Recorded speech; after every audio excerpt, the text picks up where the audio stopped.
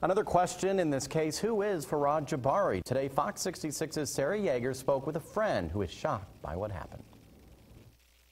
I still am having trouble wrapping my head around it. This is not the person I knew. Tim Morningstar is still in disbelief about the sudden death of his friend Farhad Jabari. He was fun, he was random, he was really spontaneous, really smart. It's just, I really can't stress enough how smart he was. The two men met through mutual friends almost 15 years ago. He actually helped me get a big DJ job a couple of years ago because he put in a good word for me. Like, he stuck his neck out for me a couple times. Tim says he knew his friend suffered from depression and had legal issues in the past. It seemed like he was headed on a good path when I spoke to him just, a couple of weeks ago. And he was smiling, he was happy, he was his usual self, and now this. Tim is convinced that when his friend was pulled over here yesterday afternoon, he was not in a good state of mind.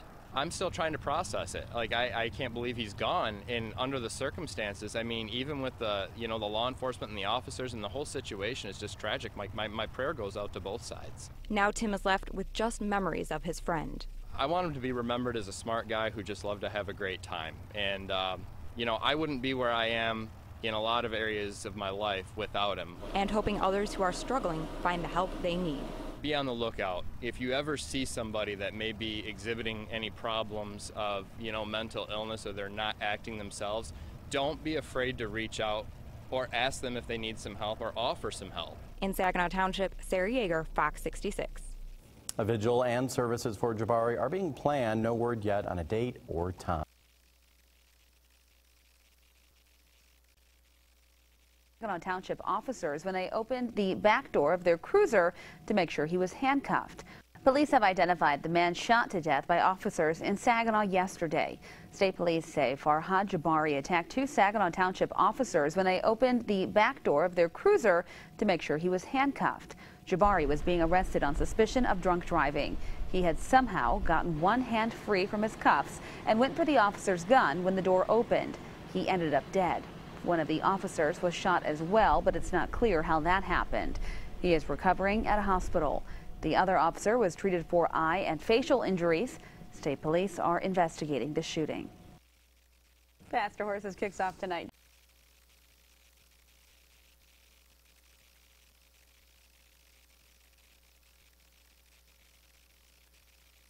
Saginaw Township Police fatally shoot man during traffic stop.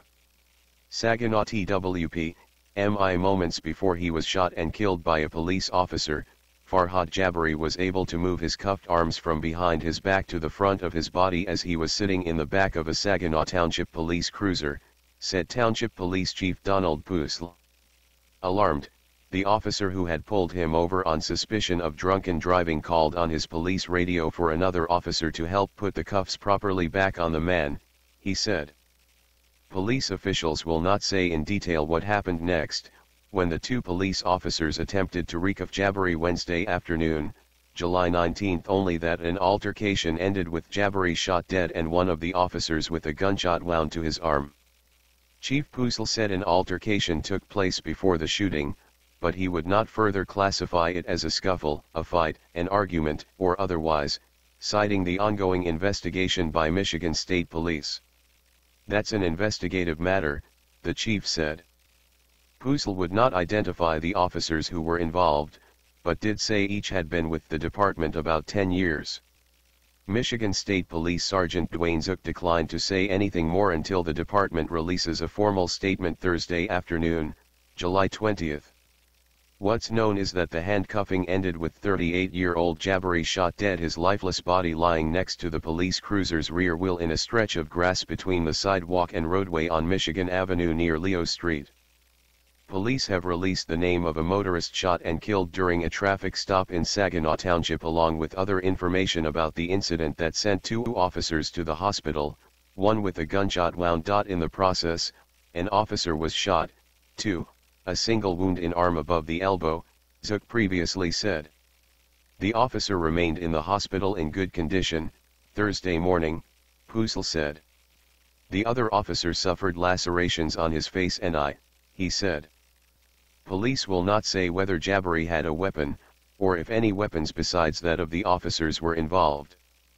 Pussel said while the two officers did not have body cameras on them, he believes the officers' in-cab and dash cameras were rolling during the incident. He would not release video from the cameras. The department has 6 body cameras, all of which are in the testing stage, the chief added. A police officer shot and killed a man after an altercation during a traffic stop in Saginaw Township in which another officer was also shot, according to Saginaw Township Police Chief Donald Pussel. Pussel said Jabari remained cuffed during the incident, but a video of his uncovered body circulating on Facebook showed Jabari's arms splayed, with one positioned above his head and the other close to his thigh. Several feet from his body and in front of the police cruiser was the tan Ford sedan Jabari was driving when the officer pulled him over. It remained with its doors open and its passenger side wheels on the grass as investigators worked the scene. Jabari was pulled over around 1:30 p.m. Wednesday, July 19, on the westbound side of West Michigan near Leo in a portion of Saginaw Township less than a half-mile from the Saginaw city border. Police say they suspected he was intoxicated. Thursday morning, most residents in the area who came to the door did not know anything about the situation. One man called it a tragedy. The 2 officers involved were placed on paid administrative leave while the investigation continues, Pussel said. The Saginaw Township Police Department has 43 officers. Hey Charlotte County, this is Charlotte County COPWATCH, and I found that I had to make a change this ending on my videos, letting you know about the channel and fair use laws, you know, how we can report on other people's reporting and how it's good, how it's bad, etc. But you guys can look it up yourself. It is legal. It's in there. But like I've told you before, that I've been cut off from making money on YouTube for 4 years. It's really weird, bizarre, but they cut the money off, but they said you can keep the channel, and now YouTube makes all the money. And if you get bored, plug it into Social Blade website, and you'll see that they are making a huge amount off the site. Right now it's at 63 million views, 53,000 subscribers, almost 3 million views a month. You know, trying to wake people up, and I make nothing. In fact, I got a customer that's ex-congressman. He said if I could ever find a lawyer, sue YouTube on it. But because this is nuts. 4 hours a day, and to save America. You know, but at the same time, it's worth it. Look at what our founding fathers did. They died for this country. So, but getting back to the money part, this is why I'm redoing the video. Is my dream of everyone giving $1, and it's going to be $53,000 a year, or if they did Patreon, which you know, can be monthly. That is not working. That'd be great if it did. Nothing is perfect. And I appreciate the people that do donate, you know, what they can on PayPal. And there again, I'm letting you guys know that is not much. Is, you know, monthly is, oh my god. So anyways, yes, you cannot live on it. It's very, very, very low amount. But the dollar things, I do appreciate that. But when I first said everybody give $1, that's not working. I'm just letting you guys know it's, yeah, that dream. Everybody gives $1. 53,000 subscribers, it's not working. So, yes, if you can give more than that, you know, I appreciate it. Like I said, you know, I'm in a unique situation where, you know, we're already debt-free, and I'm not rich, but with the little business that we have, I am able to do what I am able to do 45 hours a day, you know, letting you guys know what's going on. In 4 years, I've did the whole thing myself, 12,000 videos on there. I literally get emails where people are like, holy crap, I never knew it was this bad. And it is this bad, and it's getting worse every day because we have the internet, we have cell phones, we have cameras everywhere now, and it's just disgusting what's going on. And then, as you guys know too, now we got Trump, we got Jeff Sessions doing a war on drugs, and now he wants to go after the forfeiture laws again. It's just unfreaking real. So if you can give more than that dream of everybody giving $1, yeah, that old video, that's not working. They're not. They're just not. So anyways, if you can give more than that dream is not working. Hardly anybody is giving. There you go. So that's why I'm remaking the video. If you can give more than that would be great. And there again, like I said, the Patreon's there. There is some people on there that are starting to give, but there again, it's very, very low. And like I said, I don't want to get rich off of that. I'm going to keep doing what I'm doing because, you know, it's still so stinking corrupt. It's not even funny. My court case that I'm going to be paying out of my pocket myself with Charlotte County's coming up. They illegally looked me up and then posted all my information on LEOAFFAIRS website. They basically doxed me, however you want to say that. I forget what the word is, and they outed me, man. And that information on that site went out to 500 sheriffs, deputies, people that work at the jail, etc., etc., etc. So, yeah, it is very, very scary, but we're going to do a federal case, 1983 case, violating freedom of speech.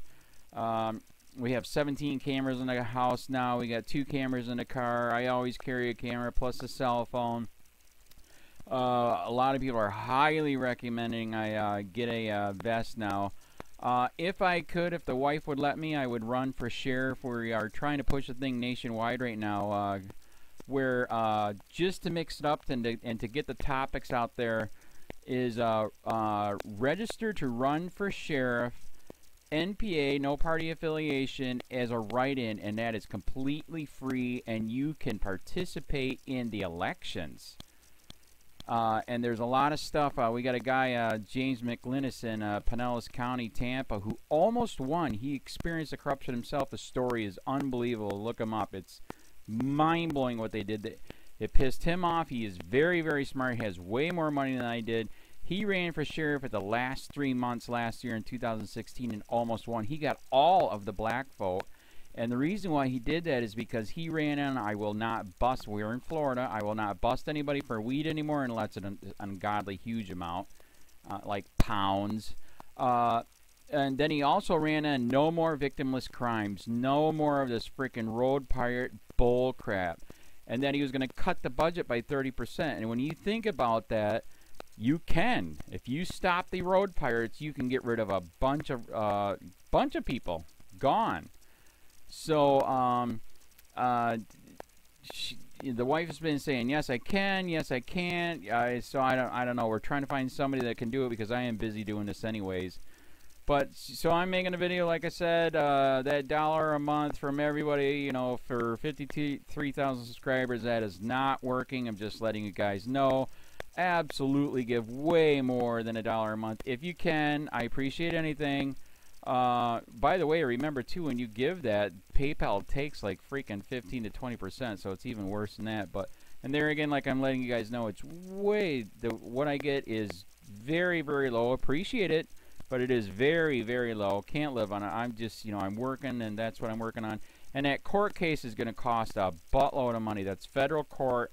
Just the filing fees and the depositions that we're going to be doing with this corrupt cop. So there's another reason to give.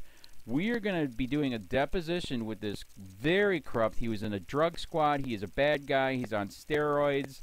We heard steroids are rampant here. That's why their attitude is so bad. And we are going to get him on video, and it will be on YouTube. So that case alone is $5,000 just to bring it to court, and that's my money out of my pocket. So there's another reason to give, and give way more than $1 if you can. So keep that in mind. This is the new video, and I see, God, I talk a lot. It's already 7 minutes, but had to make it just to let you know that $1 a month from everybody is not working. They're not doing it. So if you can give more than that, please. So thanks. Keep it up. Share, like, subscribe, tell your friends, send me your videos on corruption, and I'll post it.